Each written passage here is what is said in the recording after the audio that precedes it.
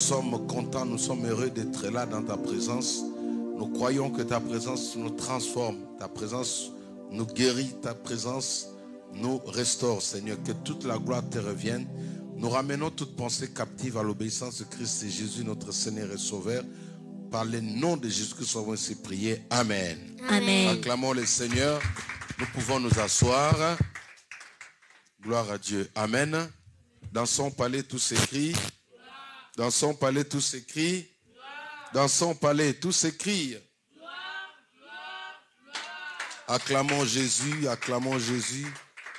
Amen.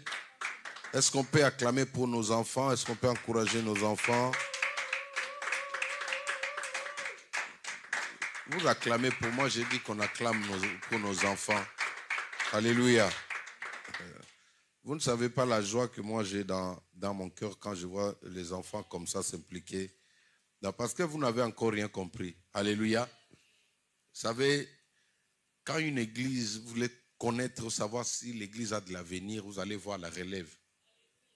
La relève sera là. Quand vous voyez les enfants s'impliquer dans l'œuvre, les enfants ont soif de servir Dieu, ça veut dire que cette église-là ira plus loin. Tu peux me zoomer encore un peu plus proche. Alléluia. Donc demain, ce sera Daniel qui va rejoindre la chorale. Amen, Daniel. Est-ce qu'on peut acclamer pour Daniel aussi? Amen. Donc tous les enfants, comme je dis, tous nos enfants ici vont servir Dieu. Amen. Moi, je dis toujours, si ceux qui opèrent dans la sorcellerie n'ont pas peur d'initier des petits-enfants, même les fœtus dans le ventre, ils vont tout faire pour faire de cet enfant-là sorcier avant sa naissance. Pourquoi maintenant, nous, dans nos églises, on va amener un peu certaines logiques qui ne tiennent même pas? Que non, il est encore enfant, il ne peut pas servir Dieu. Il est encore enfant, il ne peut pas exhorter. Il est encore enfant. Est-ce que tu peux dire ça à Satan? Que non, il est encore enfant, ne lui apprend pas à envoûter les gens. Hein? Et c'est quand le diable est détruit, il se base de l'âge. Non, il se sert de tout celui qui trouve sur son chemin. Amen. C'est pourquoi nous avons tout intérêt à prendre nos enfants, à leur apprendre maintenant le chemin de Dieu dès le bas âge. Moi, quand je le fais, je fais avec une conviction que le Seigneur m'a mise à cœur. Je ne copie personne, je ne fais pas parce qu'un tel a fait, mais je crois qu'on a fait ça aujourd'hui, ça paye. Alléluia. Ne sont pas acclamer le Seigneur. Ça paye aujourd'hui. On a aujourd'hui des serviteurs de Dieu chantres qui sont là à l'église, qui sont dispo, même quand le pasteur n'est pas là, elles sont là. Ils sont là parce que ce sont des enfants qui ont appris à servir Dieu. Dans les églises où on se fie seulement aux soi-disant aux adultes, les pasteurs sont en train de pleurer. La plupart des hommes de Dieu pleurent. J'en ai croisé un qui m'a dit, on souffre là-bas avec le problème des chantres. J'ai dit, mais c'est vous-même qui voulez. Utilisez les pierres, ceux-là qui sont là, ceux qui courent là dans la Bible. Dans les temples, Dieu avait besoin d'un successeur pour le premier pasteur, Élie. Il y avait un enfant dans le temple du nom de, comment il s'appelait? Samuel. Samuel, c'était un enfant comme eux là. Quand Dieu avait déjà disqualifié ce pasteur-là, parce qu'il était trop large, ses enfants jouaient à l'église, lui, il n'était pas autoritaire. Il permettait que ses enfants fassent n'importe quoi. Et quand Dieu a tué ses enfants, il a frappé aussi. Et Dieu est parti prendre un enfant qui était dans le temple. L'enfant a commencé à entendre la voix de Dieu. Donc les enfants là, ce sont des pions, ce sont des potentiels que Dieu met au profit des hommes de Dieu. Mais nous, on regarde que ce qui frappe les yeux. Non, il parle bien, il est âgé, mais est-ce qu'il sera là quand l'église aura besoin de lui? L'église a besoin de personnes qui sont stables et non de personnes qui parlent, qui donnent des idées, mais qui ne sont pas là quand on a besoin d'eux. Alléluia. Donc c'est pourquoi il faut faire confiance aux enfants. Ils ne sont pas acclamés pour nos enfants qui sont là. Même ceux qui sont à la maison, acclamés pour les enfants. Tous les enfants, la main puissante de l'Éternel, vous avez de la place, même ceux qui sont à la maison, votre place, vous allez prêcher ici. Vous allez parler de Dieu ici. Alléluia. Alors, je vais vous parler brièvement d'un thème qui m'est venu hier, que le Saint-Esprit m'avait mis hier. Je l'ai intitulé la contagion. Quelqu'un peut dire avec moi la contagion. Il y a un verbe qui ressort dans ces mots. C'est quel verbe? Contagier, c'est l'action. Tu as dit? Contaminer, est-ce qu'on peut acclamer le Seigneur? Oh! Contaminer, c'est l'action. Alléluia. Alors, non, contaminer, c'est le verbe. Contagier, c'est quand il est en action. Alléluia. Alors, je vais définir rapidement, nous allons voir ça dans la Bible. La contagion veut dire la transmission d'une maladie à une personne bien portante par contact direct ou indirect. Je reprends. Suivez-moi ici. Je vous ai toujours dit, moi, quand je prêche formant enseignement parce que j'ai plus des enfants dans mon auditoire pour que vous compreniez. Alléluia. Je ne cours pas pour que gagner le temps, quoi, mais l'essentiel, c'est que vous compreniez toute votre vie. C'est quoi la contagion? Alors, c'est une transmission ou c'est la transmission d'une maladie à une personne bien portante par contact direct ou indirect. J'explique. Tu es grippé. On sait que la grippe est contagieuse, non? Est contagieuse, hein, c'est ça? Hein? Maintenant, tu sais que tu es grippé, tu vas faire bisou à celui qui n'était pas grippé. Qu'est-ce que tu as fait? Cette action-là, on appelle ça quoi? Tu l'as contaminé. On a passé une époque ici avec le Covid, n'est-ce pas? Qu'est-ce qu'on nous avait dit? Elle était contagieuse. Ça dit qu'on s'approchait de quelqu'un qui avait cette maladie, automatiquement, on l'attrapait. C'était le côté qui était un peu meurtrier de cette maladie-là. Il était contagieuse. Mais il y a des maladies qui ne sont pas contagieuses. C'est-à-dire, comment je peux dire? Qui sont contagieuses, mais si la personne essaie d'aller un peu plus loin. Mais ici, là, nous allons essayer d'expliquer. Alors, on dit, je reprends la définition. La contagion ou contaminer veut dire une transmission d'une maladie à une personne bien portante par contact direct ou indirect. Il y a les gens qui peuvent vous contaminer consciemment, mais il y a aussi des personnes qui peuvent le faire inconsciemment, c'est-à-dire il ne sait pas, il a oublié, et puis il se colle à vous, ou il vous donne son habit et automatiquement vous ramassez la maladie. Alléluia. Lisons la parole de Dieu rapidement. Psaume chapitre 91, verset. Psaume chapitre 91, verset 5 jusqu'au verset 6. Psaume chapitre 91, verset 5 au verset 6. Je lis la parole de Dieu pour gagner le temps. Tu ne craindras ni les terreurs de la nuit, ni la flèche qui vole des jours, ni la peste qui marche dans les ténèbres, ni la contagion qui frappe en plein midi. Alléluia. Voici ici 4 éléments que Dieu te rassure, te garantit. Déjà, la première des choses, leur existence. Alléluia. Donc, Dieu veut d'abord te dire là que ces choses-là existent.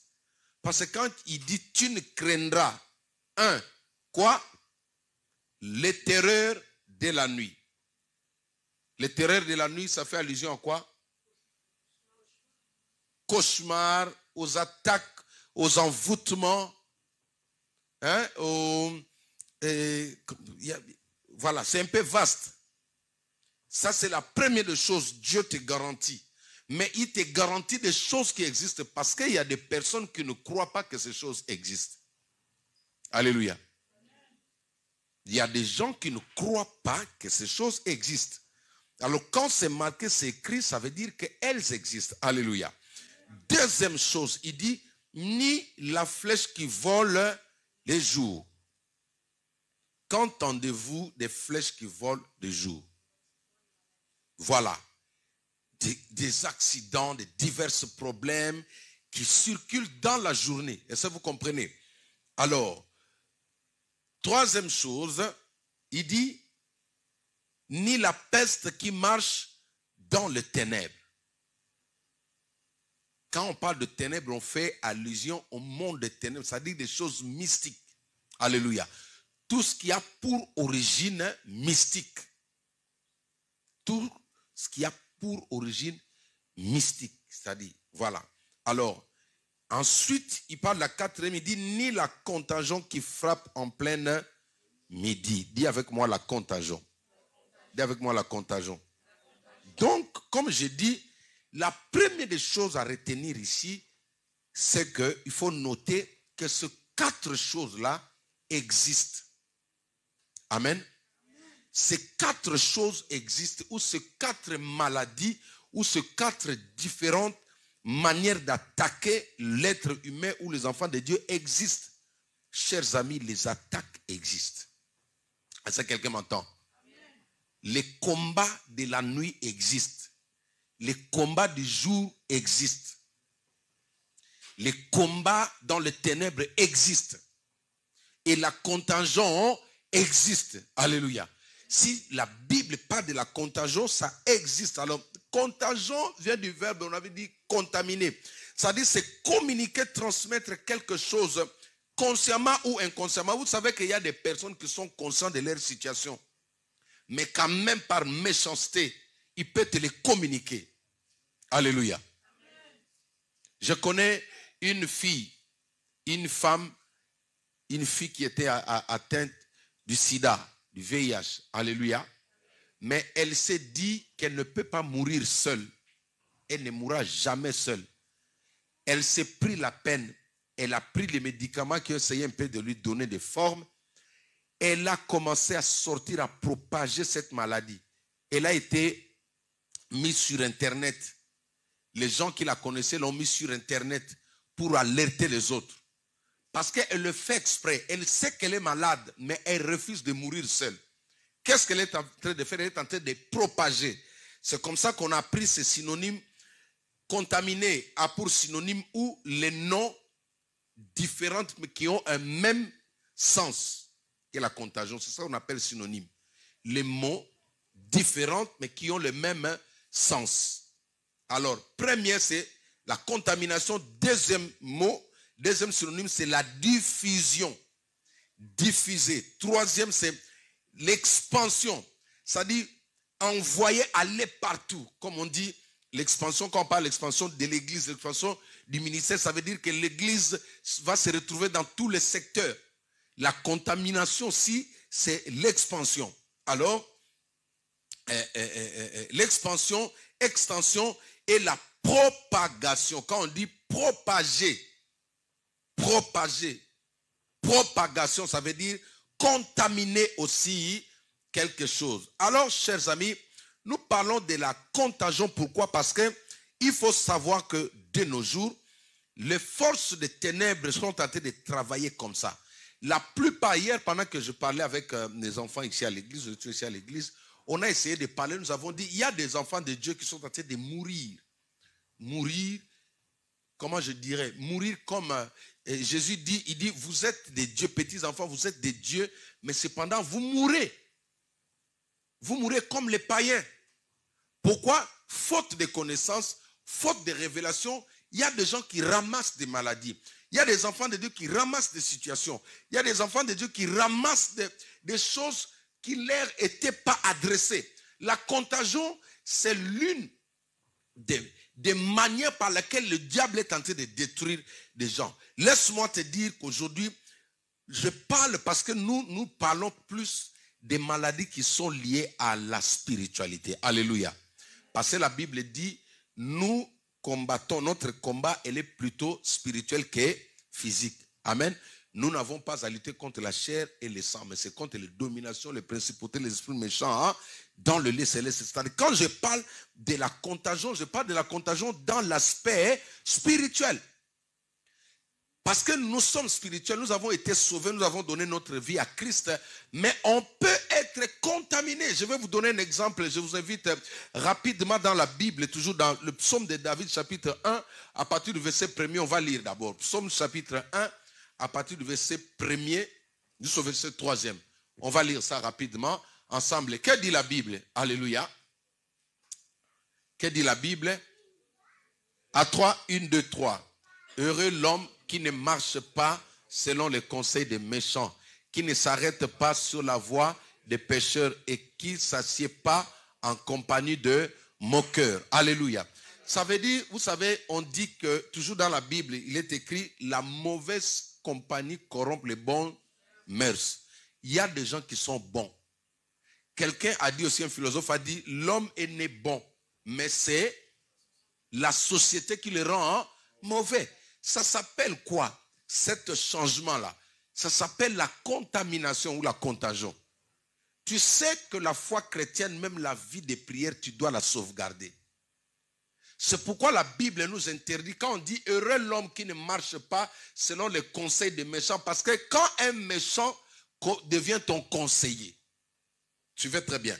Quand un méchant devient ton conseiller, quelqu'un qui est méchant, quand on parle de la méchanceté ici, ce n'est pas seulement quelqu'un qui tue, mais quelqu'un qui est mal intentionné, quelqu'un qui a un cœur corrompu, quelqu'un qui est plein de jalousie, quelqu'un qui est plein d'envie. Amen. Quelqu'un qui est possédé, dirigé par le diable. Quand tu tombes sur un conseiller comme ça, il finit par te contaminer. C'est pourquoi il y a des personnes, en réalité, ils n'étaient pas mauvais, elles n'étaient pas mauvaises. Mais ce sont les fréquentations. Ce verset parle le plus, met l'accent sur les fréquentations. Quand tu fréquentes des mauvaises personnes, tu finiras par devenir comme lui ou comme elle. Alléluia. C'est pourquoi nous, en tant qu'enfants de Dieu, il y a des milieux auxquels le Seigneur nous demande de sortir. L'église veut dire sortir, le mis à part ou sortir du monde. Quand un enfant de Dieu joue au jet de foot avec le diable finira par t'avoir. Est-ce que quelqu'un m'entend? Une fois qu'on a donné sa vie à Christ, n'oublie pas que tu peux être contaminé.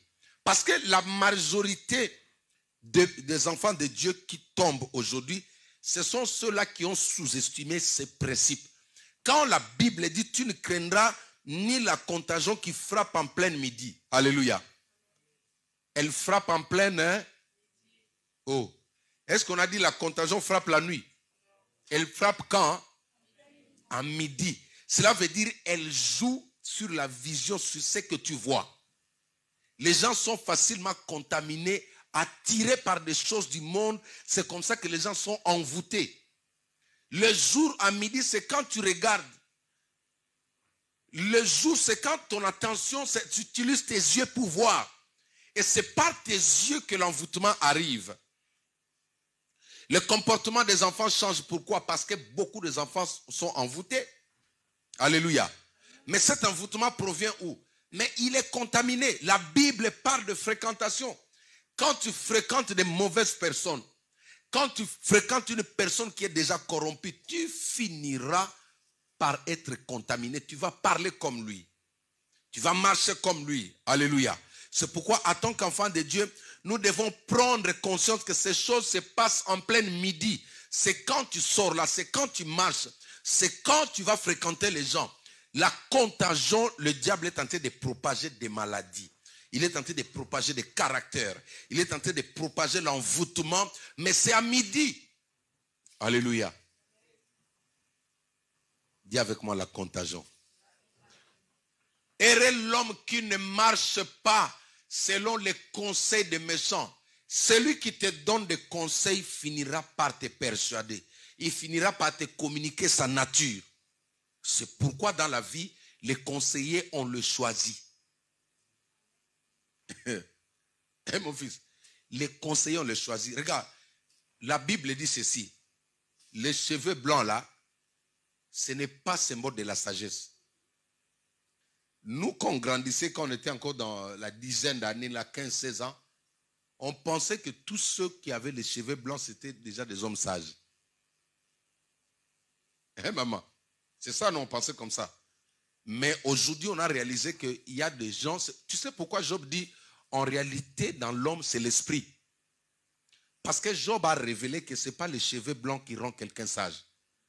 Aujourd'hui, le grand comédien, excusez-moi, ça peut vous choquer, les grands bandits ont le cheveu blanc. Toi, tu vois comme ça, la barbe blanche, les cheveux blancs, tu dis non, c'est un homme sage. Mais va sonder ce qu'il fait. Même un gamin ne peut pas le faire. Maintenant, si toi, tu te fies aux cheveux blancs, je ne dis pas que tous sont pareils. Alléluia. Il y a toujours la loi de l'exception, n'est-ce pas? Mais si tu te fies seulement parce qu'il a les cheveux blancs, tu penses qu'il est sérieux. Si tu tombes sur un homme méchant, je connais un jeune homme, c'est un enfant, par rapport à moi, c'est un enfant, mais il a plus de cheveux blancs que moi. S'il vient là, vous allez dire que c'est mon vieux. Mais quand tu regardes ce qu'il fait, tu comprends que c'est un enfant. C'est pourquoi vous êtes ici. Même vos amis, avant de faire le conseil qu'ils vous disent là, tu dois chercher le discernement du Saint-Esprit. Pourquoi vous ne dites pas Amen? Alléluia. Parce que le diable essaye à nous détruire. Mais comme je vous ai dit, le diable c'est un esprit, il va utiliser n'importe qui. Il va regarder autour de toi. Qui tu écoutes? Qui tu écoutes? Mais la personne que tu fais confiance, tu dois faire la lecture de sa vie. Fais la lecture de la vie de la personne qui te conseille, c'est important. C'est comme je l'ai dit récemment, on parlait avec ma femme. J'ai dit à ceux qui vont se marier, j'ai dit, vous ne choisissez pas les parrains parce qu'ils ont de l'argent, non. On ne prend pas un parrain par rapport à l'argent. On prend un parrain parce qu'il vous inspire, c'est un modèle. C'est-à-dire, vous voulez que votre couple soit comme le leur. On ne prend pas un parrain parce qu'il va te donner beaucoup d'argent, non. Est-ce que quelqu'un m'entend? Un parrain, c'est un repère. Tu dis non, j'aimerais vivre comme ça avec ma femme. Je vais être comme lui. Je vais être comme ça. Il devient ton repère. C'est-à-dire, tu fais tout pour prendre ce qu'il a. Mais si c'est pour l'argent, il peut te donner l'argent et détruire ton couple. Il y a des couples qui sont séparés à cause des parrains qu'ils ont reçus. Un parrain sorcier, il peut s'aimer la zizanie même quelques temps après vous vous séparez. Est-ce que quelqu'un m'entend? Dis avec moi la contagion. Qui te donne le conseil par rapport à ta vie? Qui te conseille par rapport à tes études? Anis, qui te donne des conseils, mon fils? Qui te conseille par rapport à ton futur? Parce que je dis bien, je pèse mes mots. Même un homme âgé peut te conseiller très mal. Dans la Bible, il y a l'histoire du vieux prophète et du jeune prophète. Qui connaît l'histoire? Le vieux prophète, Dieu l'avait déjà abandonné.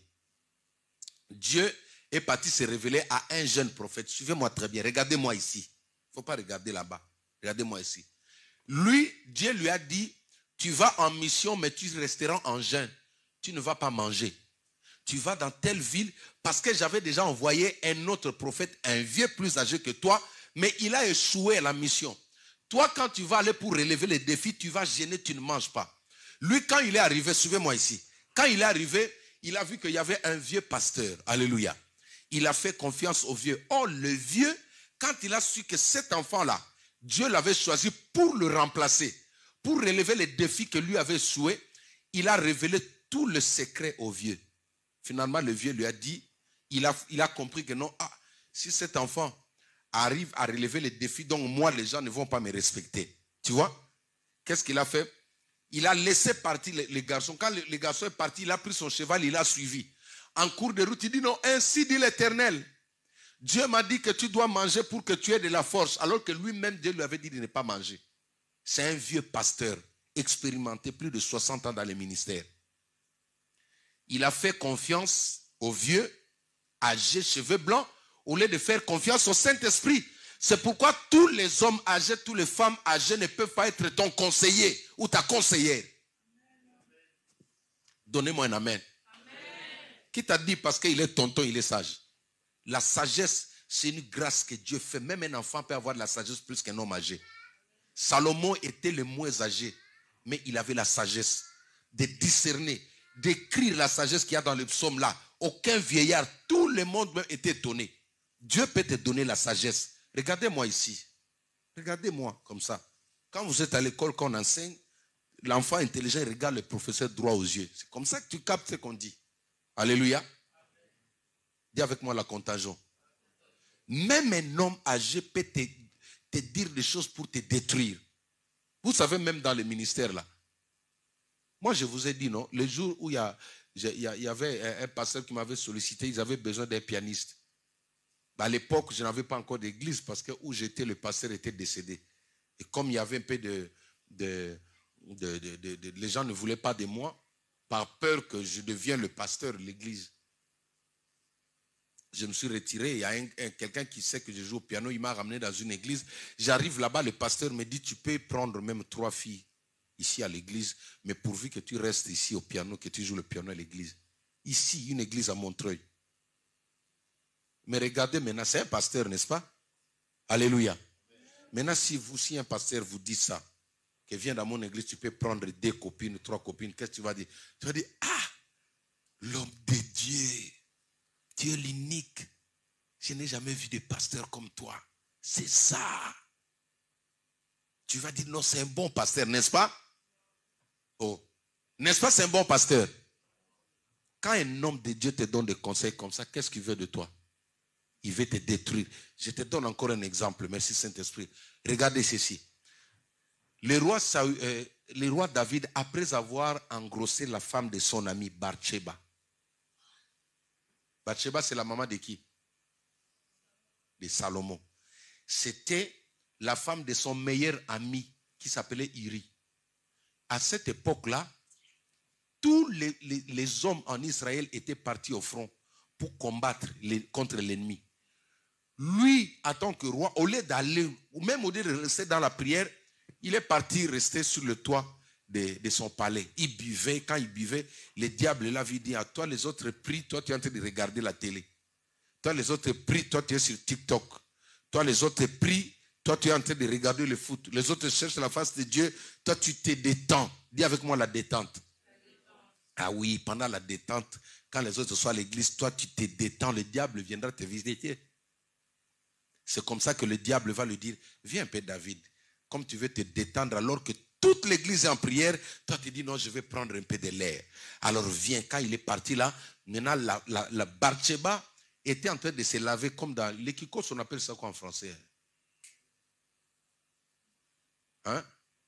Elle habitait Barumbu. Qui connaît Barumbu? Barumbu, c'est un quartier à Kinshasa où, bon, on appelle ça le douche moderne. C'est ça, Isaac?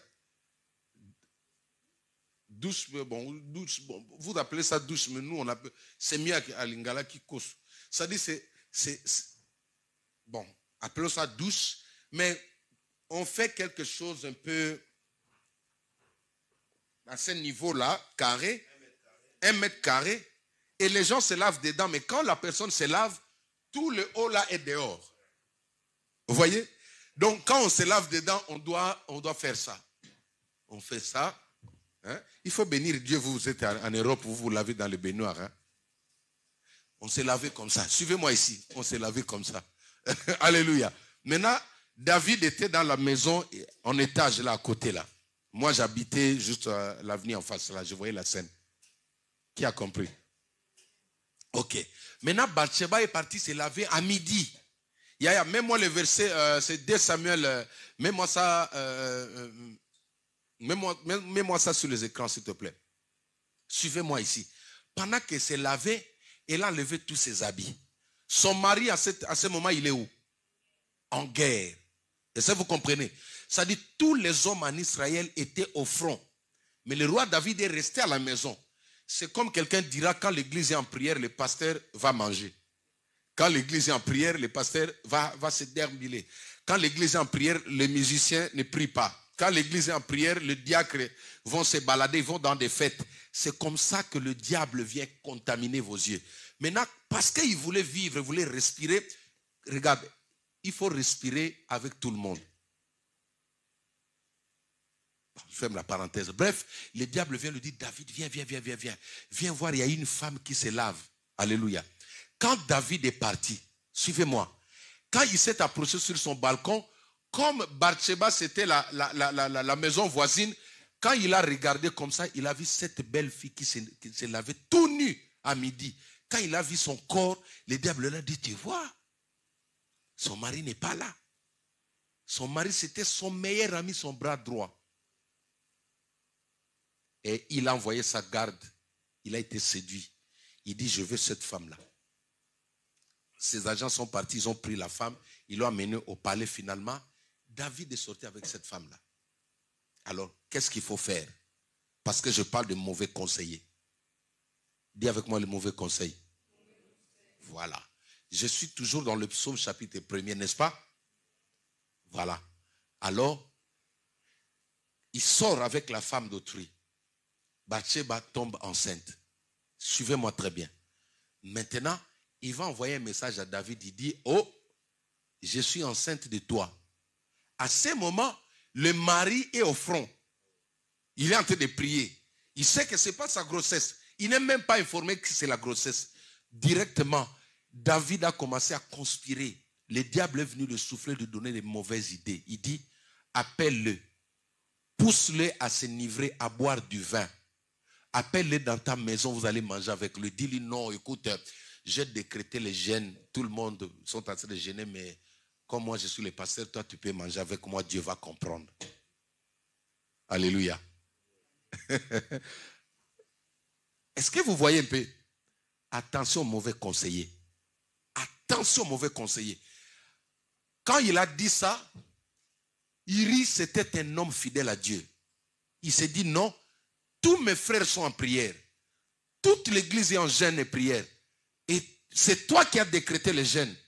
Pourquoi tu vas me dire, moi, je vais manger ou je vais boire? Iri lui dit non. Si je bois, je trahis ceux qui sont au front, n'est-ce pas? Il refuse de boire, de prendre du vin. Il rentre chez lui. David lui dit, non, écoute, va dormir seulement avec ta femme, seulement une nuit. Est-ce que vous voyez? Il est en train de pousser l'homme vers la femme. Comme ça, s'il dort avec la femme seulement cette nuit-là, après il va faire quoi? Il va tourner le dossier. Quand la femme va dire que non, je suis enceinte, la femme va dire maintenant, David va lui dire, dis à ton mari parce que ce jour-là, tu étais avec lui. Or, lui, quand il est parti, c'était un serviteur fidèle à Dieu. Il a refusé. Il s'est couché chez lui, mais à terre. Parce que les autres étaient, pendant la prière, étaient au combat. Il a dit non, je vais dormir à terre. Et quand David a compris que non, ces conseils-là, l'homme ne les appliquait pas, il a écrit une lettre. Dans la lettre, il a écrit, mettez-les avant tout le monde, avant l'adversaire, comme ça il va attraper une flèche, il va mourir. C'est comme ça que Iri était mort. Qui l'a tué? C'est David, n'est-ce pas? Ça, il a donné une lettre, lui-même il a amené la lettre où il y avait sa mort dedans. Il est parti donner à ses collègues. Maintenant, son collègue ouvre comme ça. Le roi dit, mets-le dans un endroit plus sensible, comme ça on va le tuer. Et c'est comme ça, quand il est mort, maintenant, Dieu va parler au prophète Nathan.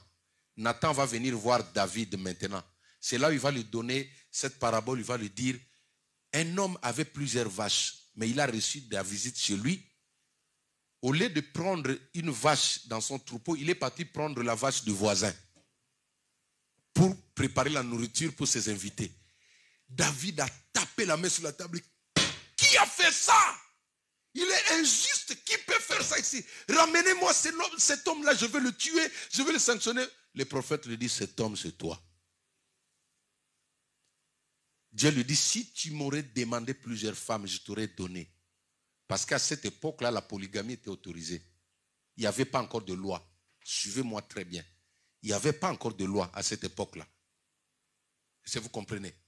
Alors, il dit, toi, au lieu de prendre ailleurs, tu es parti prendre l'unique femme de ton ami. C'est comme ça que le problème, la mort est entrée dans la maison de David. Cet enfant-là était décédé. Après, David a marié cette femme-là quand même. Il est venu accoucher qui? Salomon, n'est-ce pas? Après, la mort est entrée dans la maison de David. Ses enfants ont couché ensemble. Son fils et son garçon. Bon, je ferme la parenthèse, je vous parlerai de ça quand on va parler avec les jeunes concernant la sexualité, ce qui arrive quand la sexualité est faite au mauvais moment. comment un homme peut t'haïr parce que tu l'as donné de son corps avant. C'est que le diable met. Quand une fille donne son corps à un garçon, il te hait, il te trouve sale après. Quand ce n'est pas le moment, il va te commencer il va te mentir et puis il va s'échapper. Je ferme la parenthèse. La Bible dit, heureux l'homme qui ne s'assied pas en compagnie des méchants. J'ai parlé de fréquentation. Tu sais, David a tout fait pour contaminer le péché qui était en lui dans son ami Uri. Mais Uri était fidèle à Dieu. Les amis, je parle aujourd'hui, beaucoup d'entre nous ici sont contaminés par de mauvais caractères. Il y a des enfants qui sont nés bons. Il y a des enfants qui sont nés polis. Il y a des enfants qui sont nés respectueux. Mais aujourd'hui, il y a des enfants qui ne prenaient pas la drogue. Ils prennent la drogue, pourquoi? Parce qu'il a commencé à marcher avec ceux qui prennent la drogue. Il y a des enfants qui sont devenus des dealers. Tu sais pourquoi? Parce que tu as un ami dealer. Quand il vient, il te montre de l'argent, il dit, regarde, on m'a donné. J'étais parti livrer la drogue, on m'a donné de l'argent. Et finalement, c'est ça, on dit que la contagion en plein midi. En plein midi, comme ça, tu vois, ah, où tu as pris ces baskets-là? Tu vois? Non, mais ce sont les affaires, hein. Ce sont les affaires. Toi, tu dors, toi, tu es toujours sérieux chez vous, mais ce sont les affaires. Il ne va pas te dire qu'il y a la prison derrière ça. Et parce que tu as de l'envie, tu veux à tout prix être comme lui, il va te contaminer et demain tu tombes entre les mains de la police. Toute ta vie est gâchée. Aux États-Unis, on colle plus de 100. Il y a un homme qui a été condamné 125 ans d'emprisonnement. Je ne sais pas celui-là. Imaginez-vous 150 ans, 125 ans d'emprisonnement aux États-Unis. Bref, je parle de la contagion. Chers amis, un enfant de Dieu peut être contaminé. Comment tu sais que tu es contaminé? Par ton comportement, ton attitude. Il y a des gens qui sont contaminés. Je donne un exemple et puis nous allons prier. Premier type de contagion, l'abandon de foi. Premier type de contagion. Alléluia. Je parle de la contagion. J'ai dit c'est quoi? La contagion c'est quoi? C'est une transmission d'une maladie à une personne bien portante. David était déjà malade, mais il a voulu communiquer la maladie à Uri. N'est-ce pas? Un papa peut être malade mental. Il peut te communiquer parce que tu l'écoutes beaucoup. J'ai prêché une prédication il y a cela plus de 20 ans, 25 ans en arrière. J'ai parlé, j'avais prêché sur le fait, j'ai dit pourquoi Dieu a soufflé dans les narines de l'homme alors que la bouche est comme une autoroute, elle est large, elle est grande. Pourquoi Dieu souffla dans les narines?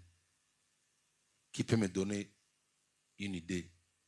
Qu'est-ce qui vous monte dans le cœur? Pourquoi Dieu a soufflé dans les narines, pas dans la bouche?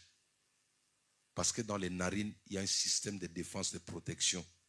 Il y a un système de filtration. Dis avec moi filtration. Quand on souffle, quand le vent vient, il y a un système de protection là. C'est-à-dire, les poils qui sont dans les narines là ne laissent pas la saleté entrer, passer là-bas. Les poils servent à filtrer tout ce que tu respires. C'est pourquoi celui qui respire par les narines ne tombe pas souvent malade. Mais si celui qui respire comme ça, excusez-moi, comme un corbeau, quand tu fais comme ça, même une mouche peut passer par là. Ça veut dire quoi?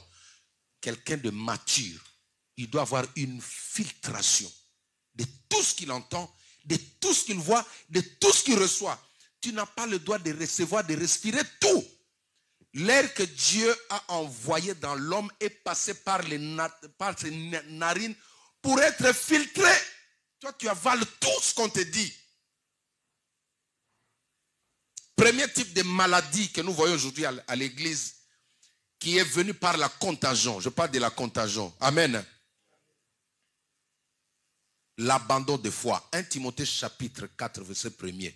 Mais l'Esprit dit expressement que dans les derniers temps, quelques-uns abandonneront la foi pour s'attacher à des esprits séducteurs et des doctrines des démons. Est-ce que quelqu'un comprend? Quand on dit l'abandon de la foi vient de ce qu'on entend, n'est-ce pas? Et ce qu'on entend vient de la parole de Christ. Est-ce que vous comprenez? Donc la foi tire son origine de la parole de Jésus-Christ. La foi ne vient pas de la parole d'un homme seulement qui a parlé. Là où il n'y a pas la parole, il n'y a pas la foi. Est-ce que nous sommes d'accord? Oh, alléluia. Est-ce que nous sommes d'accord? La foi tire son origine de la parole de Christ. Là où on n'exprime pas, on ne parle pas de la parole de Dieu, il ne faut pas appeler ça foi. Il faut appeler ça conviction ou donner un autre nom. Tu comprends? Parce que le soubassement, ce n'est pas la parole de Dieu. C'est Romains chapitre 9, je crois, verset 17. Il dit, ainsi la foi vient de ce qu'on entend vient de la parole de Dieu. Maintenant, si l'une des maladies causées par la contamination, dans la fin du temps, s'appelle l'abandon de foi, cela veut dire que la parole de Dieu n'aura pas de place dans le cœur des enfants de Dieu. C'est-à-dire le diable va voler l'importance de la parole de Dieu. Regardez aujourd'hui combien de personnes ont médité. Je dis bien de méditer au courant de cette semaine. Levez vos mains. C'est moi le pasteur. Ne soyez pas gênés. On ne vous prend pas sur la caméra là-bas. Ça, c'est un signe qui montre que l'Église est en train de lutter contre la contamination. Ok. Combien de personnes ont navigué sur TikTok depuis dimanche? Ne vous gênez pas. Levez seulement votre main. Soyez sincères. Que Dieu vous bénisse. Est-ce qu'on peut acclamer le Seigneur? Je ne vous condamne pas. Amen. Je ne vous condamne pas, je ne vous juge pas. Mais j'ai voulu seulement vous montrer comment le diable est en train de nous dissocier de la source de la foi. C'est-à-dire quand on veut tuer la foi c'est quoi? C'est cette conviction-là de croire. Hein, le fait de croire que Dieu existe, que Dieu peut faire ça dans ma vie. Maintenant, pour te voler la foi, la première chose, l'élément principal qu'on doit voler dans ton cœur, c'est la parole de Dieu. C'est pourquoi là où il n'y a pas la parole, la foi ne peut pas exister. Une église qui ne prêche pas la parole de Dieu, on ne peut pas dire qu'il y a la foi là-bas. Tu ne peux pas dire que non, j'ai la foi, mais tu ne médites pas la parole de Dieu. Ça, c'est aussi une contamination. Il y a des personnes comme ça qui ne lisent pas la Bible. Aujourd'hui, je parlais avec votre maman, avec maman pasteur. Elle m'a dit, on échangeait, j'étais au travail, on a parlé tout autour de la méditation. Je lui ai dit ceci. Quelqu'un qui lit un verset de la Bible, suivez-moi très bien, sans pour autant en tirer des leçons dedans, ne peut pas parler de la méditation. Jamais. Vous voyez comme j'ai lu la Bible tout à l'heure, non? J'ai parlé de... remettez-moi le verset, s'il vous plaît. Psaume chapitre 1er. J'ai parlé, quand tu lis la Bible, la lecture, c'est ce qu'on a fait, n'est-ce pas? On lit, j'ai dit nous allons lire ensemble. Je n'ai pas dit nous allons méditer. C'est deux choses différentes. Faisons la lecture à 3. 1, 2, 3. Heureux l'homme qui ne marche pas selon les conseils des méchants, qui ne s'arrête pas sur la voie des pécheurs et qui ne s'assied pas en compagnie de moqueurs. Ça, c'est la lecture. Dis avec moi la lecture. C'est-à-dire la répétition de ce que tu vois là. Maintenant, la méditation, c'est sortir ce que tu ne vois pas avec les yeux physiques. C'est dire la pensée qui vient après ce que tu viens de lire là. Donc, si tu n'as pas encore atteint le niveau de la méditation, c'est-à-dire, tu fais que la lecture, mais tu ne peux pas avoir la foi. Ce qui crée la foi en toi, ce sont les pensées qui sont générées après ce que tu as lu. Qu'est-ce que je vous ai dit ici? Je vous ai parlé de quoi? Hein? De fréquentation. N'est-ce pas? Ces versets parlent de fréquentation. Il faut faire attention chez qui tu vas, avec qui tu marches, qui tu fréquentes, qui est ton ami sur Facebook. Tu parles avec qui? J'ai suivi une fille qui s'est fait amie sur Instagram avec un homme, une star sur Instagram, ceux qui montrent un peu de l'argent. Et ces personnes-là étaient satanistes. Il a commencé à lui envoyer de l'argent et finalement c'est devenu de copinage, tout ça. Il a donné un rendez-vous, ils vont se voir quelque part et s'habiller. Elle est partie là-bas finalement. La personne l'a invitée dans un hôtel et puis il a mis dans une chambre. Lui pensait que le monsieur va venir sortir avec elle, mais il voit le chauffeur qu'il avait amené, qui venait lui déposer de l'argent. Il a amené un gros chien. Un gros chien, oui. Il a dit, tu vas coucher avec ce chien-là. Laissez-moi vous dire la vérité. Et elle a couché avec le chien parce qu'elle ne pouvait pas sortir. Quand elle a fini, maintenant elle a entendu la voix du monsieur. Mais quand le monsieur entre dans la chambre était, il n'y avait pas de lumière. Elle s'est évanouie. Elle se retrouve le matin, on est parti la déposer, je ne sais pas où, avec une enveloppe où il y avait plus de 25 000 $. Quand maintenant elle est partie expliquer la situation à sa grande sœur a compris que non, toi tu te fais avoir. Faites attention aux gens qui vous font des demandes d'amis. La contagion existe. Il y a des maisons où tu entres comme ça, ma fille, ta vie est détruite. Tu es contaminé, tu ramasses tout ce qui était dans cette maison-là, mes enfants. Est-ce que quelqu'un m'entend? Dieu dit tu ne craindras ni la contagion, ça veut dire que ça existe. Si tu ne les crains pas, je vais vous dire pourquoi il dit tu ne craindras pas la contagion. Mais elle existe. Est-ce que tu sais qu'il y a des maisons où tu ne peux pas dormir?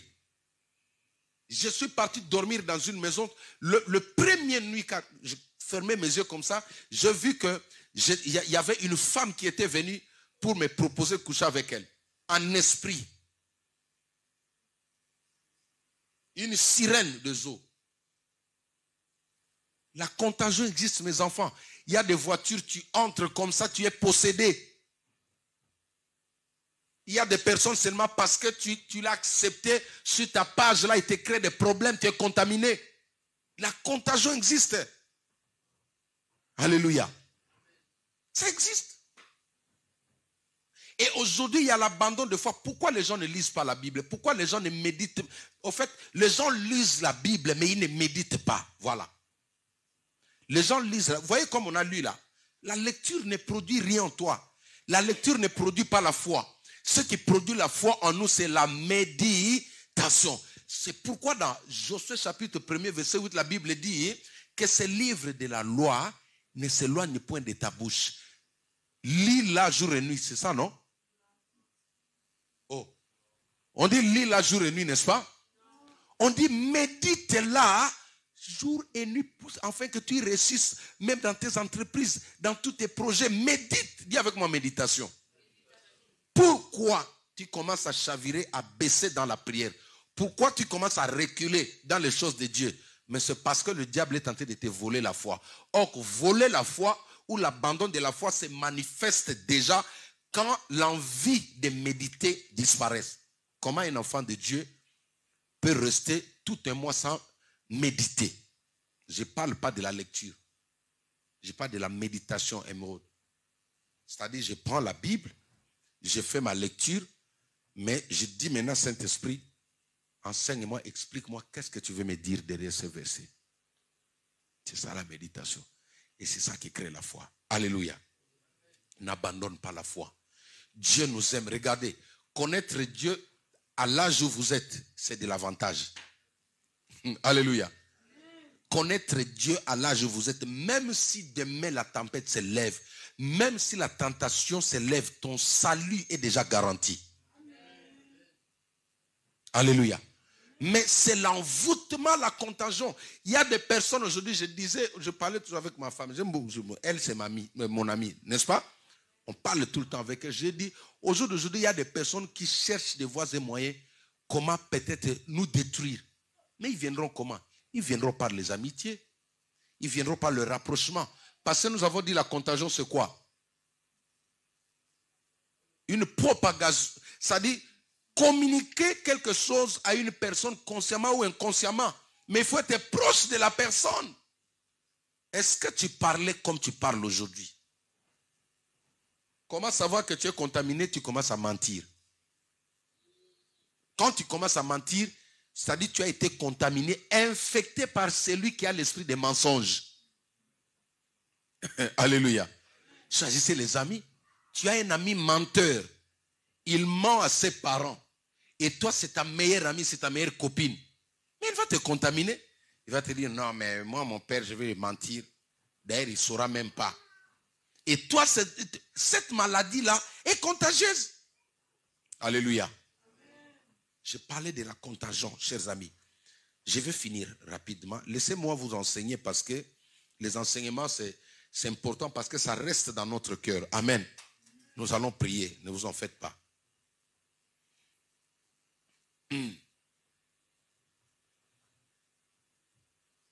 Psaume chapitre 23, verset 4. Non, je prends Job chapitre 5, verset 21. Job chapitre 5, verset 21. Mettez-nous les textes rapidement. Vous pouvez écrire, hein? Écrivez, c'est important. Vous pouvez prêcher, partager avec vos amis, vous parlez sur la contagion. La plupart des gens qui sont morts du Covid, c'est des personnes qui ont été contaminées. Parce que le ministre avait parlé sur les médias, il dit c'est une maladie contagieuse. Ça veut dire quand la personne est contaminée, il faut isoler la personne. Il y a des personnes comme ça, même spirituellement, quand il est contaminé, il faut l'isoler. Et ça peut détruire ta vie. La malédiction est une maladie qui est contagieuse. Il y a des personnes, il est maudit, mon fils. Dès que tu le mets dans ta maison, il détruit tout. Alléluia. Il y a des personnes comme ça. Il est maudit par sa famille. Mais toi, tu veux t'attacher à lui et il peut te contaminer. C'est pourquoi vous verrez dans la vie, il y a des gens, quand tu es avec lui, tu avances. Mais certains, quand tu es avec lui, tu as les échecs. Ça veut dire quoi? Il te communique l'échec. Hein, Jana? L'échec peut être contagieux. C'est pourquoi dans la vie, il faut choisir des amis. Il faut choisir les amis qui montent. Il faut avoir des amis qui t'inspirent, devenir quelqu'un, aller de l'avant. On a toujours dit, quelqu'un qui aspire à devenir grand, il s'approche de ceux qui sont grands. Moi, j'aspire à être grand, c'est pourquoi je colle à Papa Talingano. Alléluia. Et le fait d'être avec lui, ça a ramené mon nom aussi plus loin. Toi, tu fréquentes qui? Quelqu'un qui ne voit pas à l'horizon. C'est celui-là que tu fais ton meilleur ami. Tous ceux qui mentent, ce sont des personnes malades spirituellement, qui sont contaminées. Tous les fanfarons, les orgueilleux, ce sont des personnes qui sont contaminées. L'abandon de foi. Tu n'as pas envie de prier, tu es contaminé. Tu seras à l'abri du fléau de la langue. Ah bon? Le fléau là, c'est la contamination. Est-ce que vous voyez? Donc, la langue peut contaminer quelqu'un. Par la langue, on peut mettre quelque chose de mauvais en toi. Faites très attention. Tu seras sans crainte quand viendra la dévastation. Tout ça, ce sont les types de contagions dans la vie d'un homme. Waouh. Je vais finir par là. Je vais finir par là. Est-ce qu'on peut lire Galates chapitre 3, verset 1er? Mettez-moi ça s'il vous plaît. J'avais prévu. Je ne l'ai pas inséré ici. Galates chapitre 3. Oui. Galates chapitre 3, verset 1er. Galates chapitre 3, verset 1er. Jusqu'à 2. C'est bon? Est-ce qu'on peut lire? Amen. Est-ce que Yaya, tu peux me trouver la version qui parle de l'ensorcellement? Je crois que c'est Martin Bible ou Darby. Lisons, faisons la lecture. Quand on lit, après on passe par la méditation. Est-ce que vous comprenez? Même à l'école, regardez. Quand vous prenez une leçon à l'école, quand on vous dit d'aller revoir à la maison, ça veut dire aller méditer la leçon. Est-ce que quelqu'un comprend? Celui qui ne revoit pas ses notes, il ne médite pas. C'est pourquoi quand tu reviens demain, tu échoues. Tu n'as pas médité la leçon. Tu vas comprendre comment. Il y a des fois, le prof, il parle vite. Mais pour rattraper la compréhension, il faut aller méditer. Tu prends ce que tu as écrit, tu te mets encore sur ça. Tu regardes tranquillement, tu vas voir, ici, c'est ça la méditation. Et quand tu rentres demain, il y a une interrogation, tu réussis, tu as des bons points. On va lire et après on va faire quoi? On va méditer. Voilà. Lisons à 3. 1, 2, 3. Ô Galates insensés, qui est-ce qui vous a ensorcelé? Voilà. Pour faire que vous n'obéissez point à la vérité, Vous à qui Jésus-Christ a été auparavant portrait devant les yeux et crucifié entre vous. Quand on dit portrait, ça veut dire quoi? Modèle. Portrait de photo. Est-ce qui comprend? Quand on dit votre portrait, votre modèle, votre photo, c'est ça votre portrait. Je commence à comprendre le français plus que vous, comment vous aussi. Vous êtes tous nés ici, moi je suis un blédard. Hein? Jésus-Christ, c'était votre portrait, votre photo, votre modèle, votre inspirateur. Paul dit, soyez mes imitateurs comme moi je le suis de Christ. Jésus-Christ, c'était votre modèle. Pourquoi aujourd'hui le Seigneur Jésus-Christ n'est pas votre modèle? Parce que vous avez la réponse, c'est quoi? Parce que vous avez été en... C'est ça qu'on appelle la méditation. On a lu, lui il dit, vous, aux yeux de qui le Christ Jésus était votre portrait. Aujourd'hui, Jésus n'est pas ton modèle. Aujourd'hui, Jésus n'est pas ton inspirateur. Aujourd'hui, Jésus-Christ est devenu un simple prophète. On le compare aux hommes qui sont nés de père et mère. Tu trouves ça normal? Ça dit, tu vois, moi, l'histoire de Dieu là, ça me dit absolument... Alors, la conséquence, c'est quoi? C'est parce que tu as été en... Tout celui qui a été ensorcelé, c'est-à-dire envoûté, contaminé, tombe là. Il tombe dans la désobéissance de la vérité. Il tombe dans ce piège-là. Il ne peut pas valoriser les choses de Dieu. Je suis arrivé à la fin. Comment faire pour maintenant échapper à la contagion? Parce que nous avons tourné tout autour du psaume chapitre combien? 91, verset 6. Maintenant, la réponse pour échapper à toutes ces choses, c'est toujours psaume 91 à partir du verset 1er. On va lire ça. Amen. Est-ce qu'on peut acclamer le Seigneur? Pendant qu'on nous met le texte au tableau. Lisons la parole de Dieu. À 3, 1, 2, 3. On lit, après on fait quoi? On médite. Voilà. À 3, 1, 2, 3. Celui qui se tient dans la demeure du souverain se loge à l'ombre du Tout-Puissant. Continuez. J'ai dit à l'Éternel, mon refuge, ma forteresse, mon Dieu en qui je me confie. Voici la réponse si tu veux échapper à la contamination. Si tu veux échapper à l'ensorcellement. Si tu veux échapper à l'envoûtement, dans d'autres versions, on dit. La solution, c'est quoi? Il faut demeurer où? Sous l'abri du Très-Haut, à l'ombre du Tout-Puissant. L'abri, c'est quoi? C'est quand l'Éternel devient ta maison. C'est quand, bon, disons, quand on dit, il y a la pluie, hein, vous voulez vous cacher. En d'autres termes, on dit quoi? On va s'abriter dans la maison, n'est-ce pas? On va s'abriter quelque part. Cela veut dire, quand tu feras de Dieu, de Jésus-Christ, ton abri, c'est comme ça que la contagion ne peut pas t'atteindre. Il faut donner sa vie à Christ. Il faut se réfugier à tout moment à l'abri du Très-Haut. Quand tu es en dehors de Christ, quand tu prends Dieu, tu le mets loin de toi, la contamination sera toujours là. Et comme j'ai dit, un enfant de Dieu peut être contaminé par plusieurs choses. Je parlerai de ça. On peut être contaminé par de la pauvreté. On peut être ensorcelé et attraper une pauvreté. Tu es né dans une famille où vous avez la richesse, mais là où tu es parti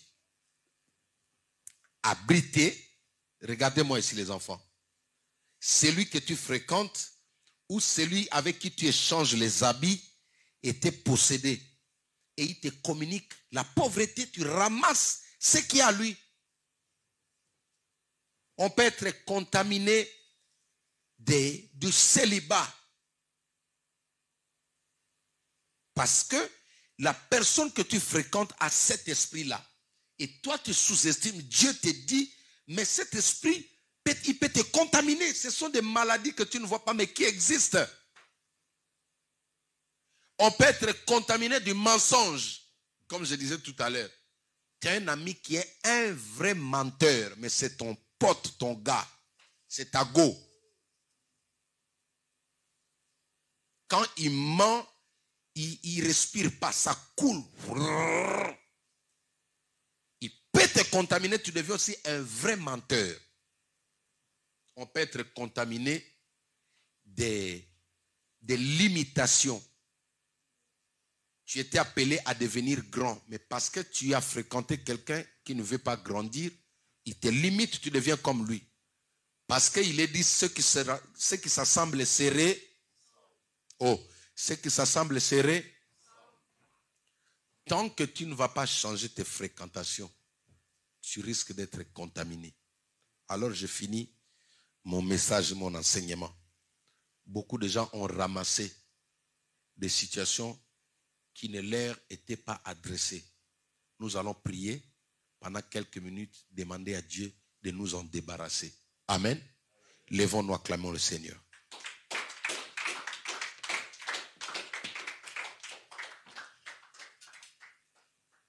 J'ai parlé de la contagion. Je crois que le Saint-Esprit t'a parlé. J'ai dit ceci. Il y a des maisons, quand tu fréquentes ta vie, tu ramasses des choses là-bas. Il y a des hommes avec qui tu marches, tu peux ramasser ce que lui a. La Bible dit, la mauvaise compagnie corrompt les bonnes mœurs. Si tu fréquentes un occultiste, il peut te persuader. Tu deviens occultiste. Si tu marches avec quelqu'un qui tue les gens, aujourd'hui au Congo, il y a les banditismes, il y a la vente des organes. Ce sont des jeunes gens qui kidnappent les autres, ils vont le vendre, ils tuent les personnes, ils coupent les reins. Mais ça a commencé comment? Ils ont vu quelqu'un qui le faisait, qui avait de belles voitures, qui avait une belle maison. Quand ils ont envié, il les a contaminés, il les a communiqué l'esprit de meurtre. Tu fréquentes qui? En tant qu'enfant de Dieu, tu as besoin d'avoir des relations. Mais les amitiés, ça prend une autre dimension. Tu peux avoir des personnes avec qui vous parlez dans le quartier, mais tu ne peux pas traîner avec quelqu'un qui a une mauvaise vie. Parce qu'il finira par te persuader.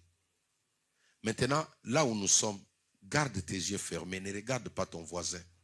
Je ne voudrais pas te culpabiliser aujourd'hui, mais Dieu t'aime. Regarde ta manière de parler.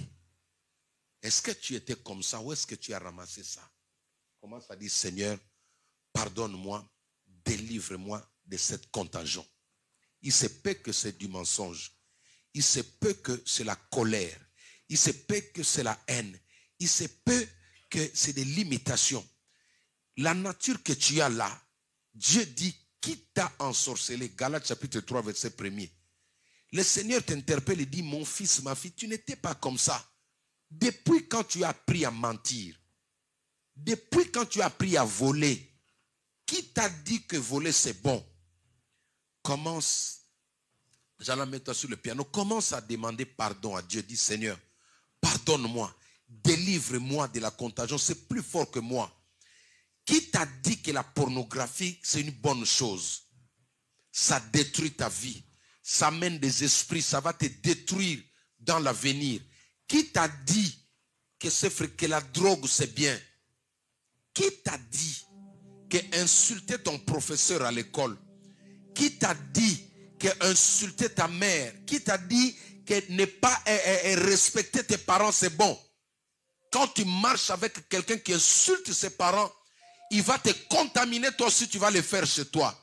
Si tu le faisais, demande pardon à Dieu. Prions au nom de Jésus. Seigneur, merci Saint-Esprit de nous parler. Merci de nous délivrer de la contagion de diverses maladies que nous avons ramassées dans le milieu de connaissances des personnes qui sont autour de nous. Seigneur, délivre-nous. Nous avons hérité la méchanceté. Nous avons hérité les limitations. Nous avons hérité la malédiction des personnes que nous avons fréquentées. Nous avons ramassé des situations qui ne viennent même pas de nos familles. Nous avons été possédés, Seigneur. Pardonne-nous ce soir, nous venons vers toi nous incliner, Seigneur. Nous implorons ta miséricorde. Transforme nos vies, Seigneur. Christ Christ est la vie recherchée de mon âme. Oh, oh Seigneur, soutiens. Christ est la vie. Christ. Est-ce qu'on peut chanter? Chercher des Seigneur, oh Seigneur. Prends-moi, Seigneur. Jésus, Seigneur. Prends-moi, Seigneur.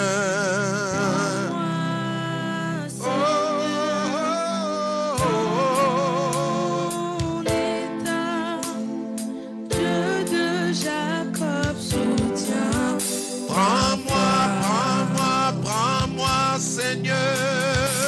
Prends-moi, Seigneur. Jésus, dans mon état. mon sauveur. Dieu de Jacob soutient. Prends-moi, Seigneur. Prends-moi, Seigneur. Jésus, dans mon état. mon sauveur. Dieu de Jacob soutient ma foi. Le Seigneur me dit même l'impudicité. L'impudicité aussi, c'est une maladie qui est contagieuse. Seigneur, je prie que tu pardonnes. En commençant par moi, ceux qui nous suivent sur les réseaux sociaux, tous mes enfants ici présents, toutes les personnes qui nous écoutent, Seigneur, j'implore ta miséricorde. Là où nous nous sommes éloignés de toi, Papa, nous rabaissons aujourd'hui. Il est écrit dans le livre des 2 Chroniques, si mon peuple sur qui est invoqué mon nom s'humilie, cherche ma face et détourne leur mauvaise voie, je pardonnerai son péché, je guérirai son pays. Seigneur, nous nous humilions, nous reconnaissons nos fautes, nous reconnaissons nos péchés, nous nous humilions, Seigneur, nous implorons ta miséricorde. Merci, Seigneur, pour le pardon que tu accordes à chacun. Et merci, Seigneur, parce que tu nous restaures, Saint-Esprit. Je prie maintenant, garde-nous dans ta présence, que nous restons demeurés, que nous restons permanents dans ta présence, Seigneur. Pardonne chacun de nous, Seigneur, que le mal ne nous arrive pas. Ne nous impute pas, Seigneur, nos péchés, ta colère, Père. Je prie maintenant par le nom puissant de Jésus-Christ, que tout ce que le diable avait prévu pour détruire nos vies, je le déclare nul et sans effet au nom de Jésus-Christ de Nazareth. Je bénis ton saint nom. Par le nom magnifique, excellent de Jésus-Christ, nous avons ainsi prié. Amen.